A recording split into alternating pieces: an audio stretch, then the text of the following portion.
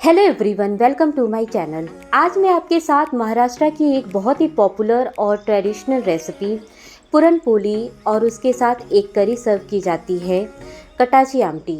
दोनों ही रेसिपी आज के इस वीडियो में मैं शेयर करूंगी। ये दोनों ही डिश गणेश चतुर्थी, दीपावली या फिर आने वाले गुड़ी पाड़वा फेस्टिवल में ज़रूर बनाई जाती है। ये दोनों ही रेसिपी बहुत ही खाने में टेस्टी लगती है। इसे बनाने का बहुत ही आसान तरीका मैंने आज के वीडियो में शेयर किया है। बस जो भी टिप्स मैंने बताए हैं उन्हें फॉलो करते हुए आप इसे बनाइएगा तो आप भी इसे बिल्कुल परफेक्ट पहली बार में ही बना लेंगे। तो चलिए आज की ये दोनों ही रेसिपी को देख लेते हैं। तो सबसे पहले हम पुरन पोली की पुरन को बना लेंगे, जो मीठे चने दाल की होती है। तो स्टफिंग बनाने के लिए 1 कप चने दाल को मैंने 3 से 4 घंटे पहले ही पानी में भिगोकर रख दिया था। और अब आप देखिए चना दाल काफ़ी अच्छे से फूल गए हैं। अच्छे से मैंने इसे 3 से 4 बार पानी से वॉश कर लिया है। अब हम चना दाल को कुकर में डाल देंगे। उसके बाद कुकर में मैंने 4 कप पानी डाल दिया है। इसी कप से मैंने 1 कप चना दाल ली थी। इसके बाद इसमें मैंने 1/4 चम्मच हल्दी पाउडर डाल दिया है और 1 चम्मच तेल डाल दिया है। अब कुकर का ढक्कन बंद करके इसे गैस पर हम चढ़ा देंगे और कुकर में हाई फ्लेम पर 3 से 4 सीटी आने देंगे। 3 से 4 सीटी आने के बाद गैस को हम बंद कर देंगे और कुकर का प्रेशर पूरी तरह निकल जाने के बाद ही कुकर को खोलेंगे। तो अब कुकर का प्रेशर पूरी तरह निकल गया है। तो चलिए हम दाल को चेक करते हैं। तो दाल अच्छे से परफेक्ट सॉफ्ट हो गई है। ये देखिए दाल अच्छे से पक गई है। पानी का यूज़ इसमें मैंने ज़्यादा किया है क्योंकि मुझे कटाची आमटी बनानी है। अगर आपको आमटी नहीं बनानी है तो आप पानी का यूज़ कम भी कर सकते हैं। इसी दाल के पानी से आमटी बनेगी। तो अब हम इस पानी को एक स्ट्रेनर से छान लेंगे। इस दाल के पानी को हम जब आमटी बनाएंगे तो इसे ग्रेवी बनाने के लिए यूज़ करेंगे। तो अभी हम इसे साइड में रखते हैं।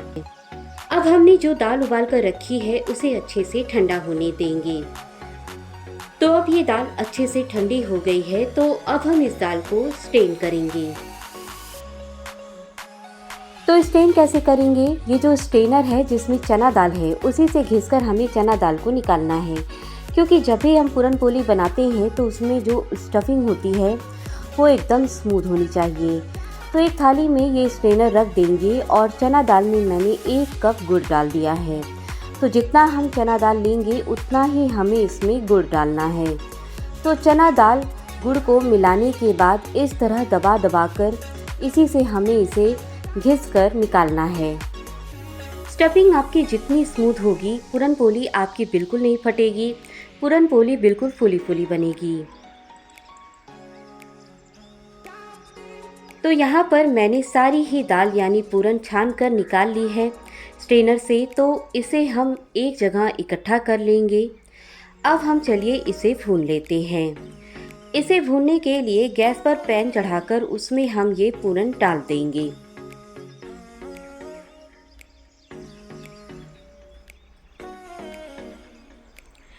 अब इसे लगातार चलाते हुए मीडियम फ्लेम पर हमें 4 से 5 मिनट तक भूनना है।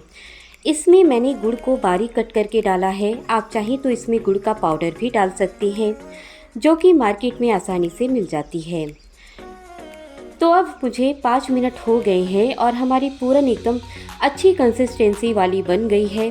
अगर आपको चेक करना है कि पूरन की कंसिस्टेंसी परफेक्ट है कि नहीं, तो आप 1 चम्मच को पूरन के बीच में इस तरह से खड़ा कीजिए।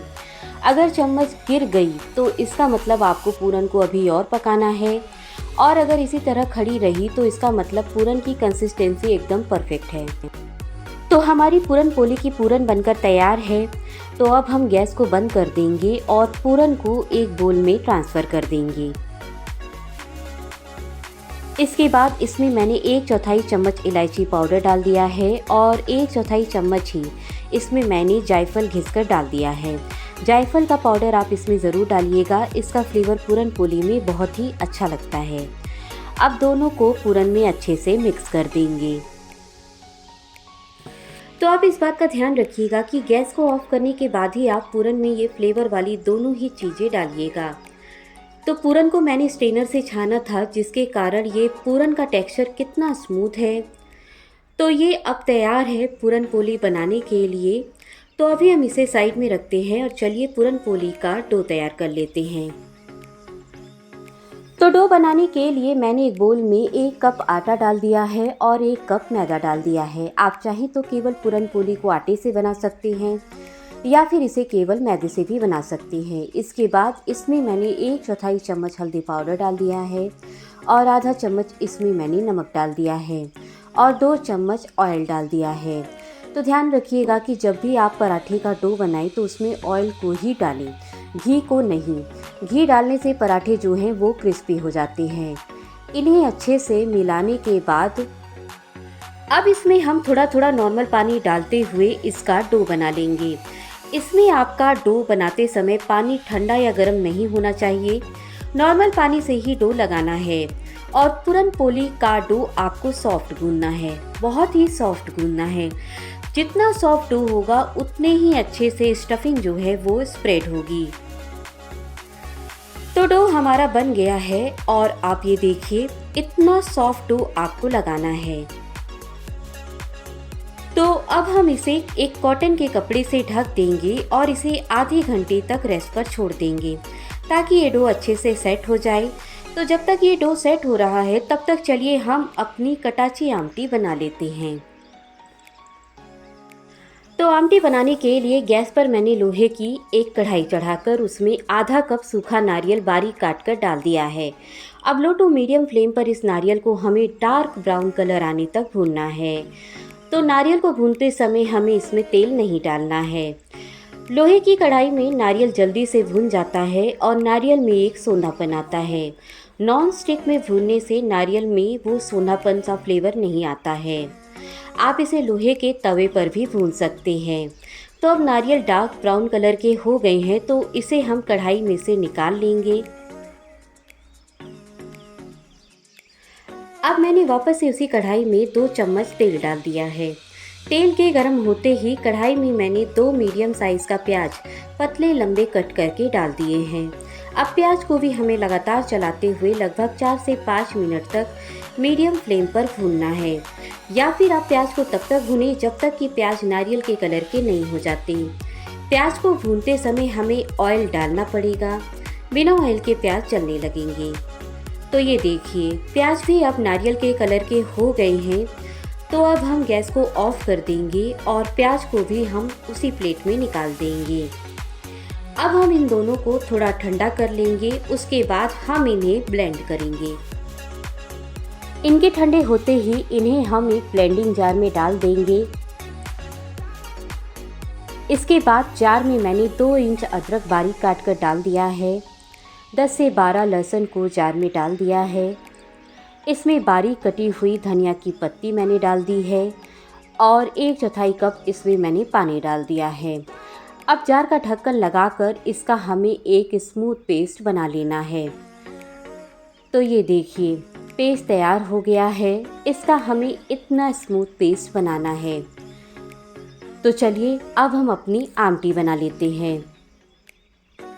गैस पर एक पैन चढ़ाकर उसमें मैंने 4 चम्मच तेल डाल दिया है।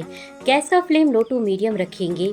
तेल के गर्म होते ही इसमें मैंने आधा चम्मच जीरा डाल दिया है और आधा चम्मच ही राई डाल दी है। इसके साथ ही 15 से 20 करी पत्ता मैंने पैन में डाल दी है। अब इन्हें कुछ सेकंड्स तक फ्राई कर लेंगे। जैसे ही ये तीनों थोड़ा फ्राई हो जाएंगे तो इसमें मैंने आधा चम्मच हल्दी पाउडर डाल दिया है और 2 चम्मच काश्मीरी लाल मिर्च पाउडर डाल दिया है। तो गैस को अभी मैंने बंद कर दिया है ताकि ये जले नहीं। अब एक बार इन्हें अच्छे से मिला देंगे। इन्हें मिलाने के बाद गैस को हम ऑन कर देंगे और उसके बाद जो अभी हमने मसाला पेस्ट बनाया था उसे इसमें डाल देंगे।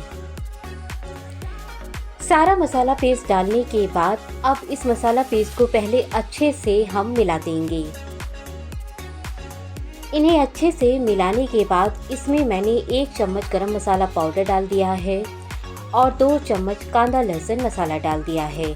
आप इसकी जगह इसमें गोड़ा मसाला भी डाल सकते हैं। अब इन्हें अच्छे से मिला देंगे। उसके बाद इस मसाले को हमें लगभग 4 से 5 मिनट तक लो फ्लेम पर भूनना है, या फिर आप इसे तब तक भूनें जब तक कि मसालों में से ऑयल रिलीज़ ना होने लगे। तो ये देखिए, मसालों में से ऑयल रिलीज़ हो रहा है और मसालों का कलर भी अब डार्क हो गया है। तो इसका मतलब मसाला हमारा अच्छे से पक गया है। तो इसमें हम 1 चम्मच पूरन डाल देंगे जो हमने अभी बनाया है, और उसके बाद इसमें हम ये दाल का पानी डाल देंगे जो हमने साइड में रखा था। अगर दाल उबालने के बाद आपके पास ज़्यादा दाल का पानी नहीं है तो आप नॉर्मल पानी का भी यूज़ कर सकते हैं। इसके बाद इसमें मैंने 3 चम्मच इमली का पानी डाल दिया है। नमक डाल देंगे स्वाद अनुसार। अब सबसे पहले इसे अच्छे से मिलाएंगे। इसे मिलाने के बाद अगर आपको लगे कि इसकी थिकनेस आपको कम करनी है तो आप इसी समय पर और पानी इसमें डाल सकते हैं। अब हमें इसे धीमी आंच पर लगभग 8 से 10 मिनट तक पकाना है। बीच बीच में आप इसे इस तरह मिक्स करते रहें। हमें इसे तब तक पकाना है जब तक कि इसके ऊपर तेल ना दिखने लगे, या फिर आप इसे तब तक पकाएं जब तक कि आमटी का कलर डार्क ना हो जाए। लेकिन आपने अगर इसमें तेल कम डाला है तो इसके ऊपर तेल नहीं दिखेगा, पर तेल नहीं दिखेगा तो भी कोई दिक्कत की बात नहीं है। तो इसे पकाते हुए मुझे लगभग 10 मिनट अब हो गए हैं और हमारी आमटी भी अच्छे से पक गई है। तो अब लास्ट में इसमें मैंने बारीक कटी हुई धनिया की पत्ती डाल दी है। इसे अच्छे से मिक्स करेंगे आमटी में।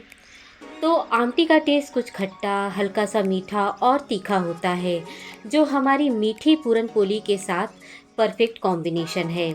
तो हमारी कटाची आमटी बनकर तैयार है।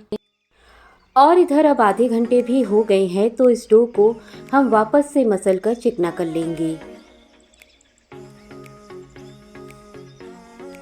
उसके बाद हम इस डो से लोई बनाएंगे।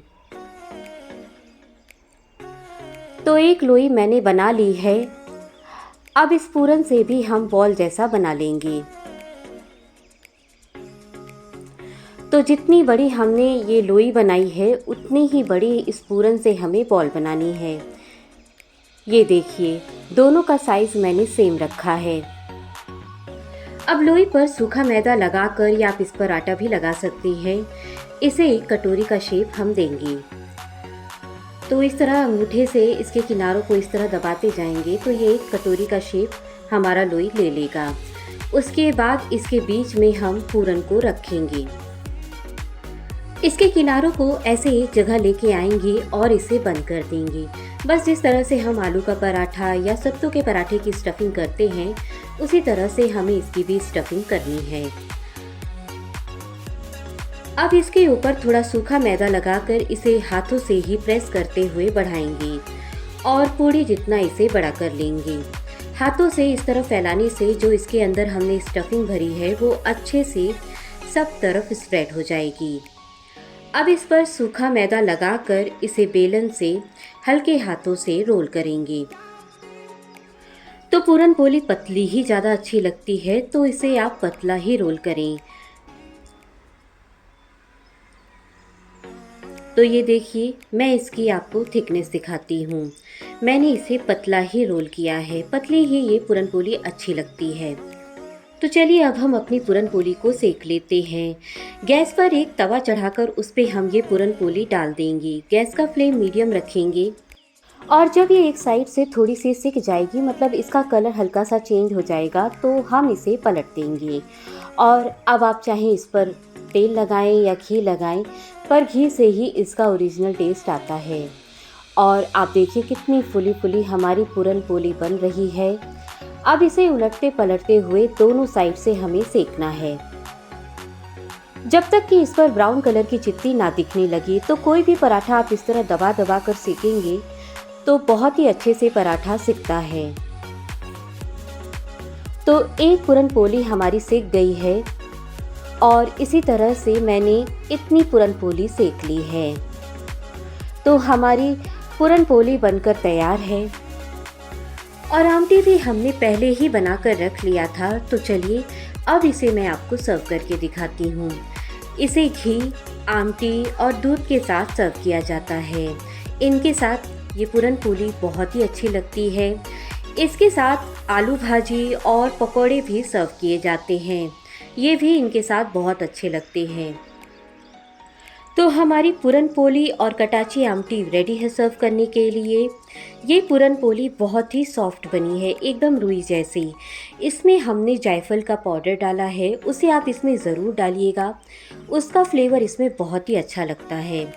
मैं इसे आपको तोड़ के भी दिखाती हूँ कि ये देखिए इसके अंदर स्टफिंग कितने अच्छे से स्प्रेड हुई है। तो जो भी महाराष्ट्र से मुझे देख रहे हैं वो मुझे ज़रूर बताइएगा कि मैंने इसे कैसा बनाया है। मैं भी महाराष्ट्र में ही रहती हूँ। तो फिर मिलूँगी आपसे एक नई रेसिपी के साथ। थैंक्स फॉर वॉचिंग और आप सभी को हैप्पी गुड़ी पाड़वा।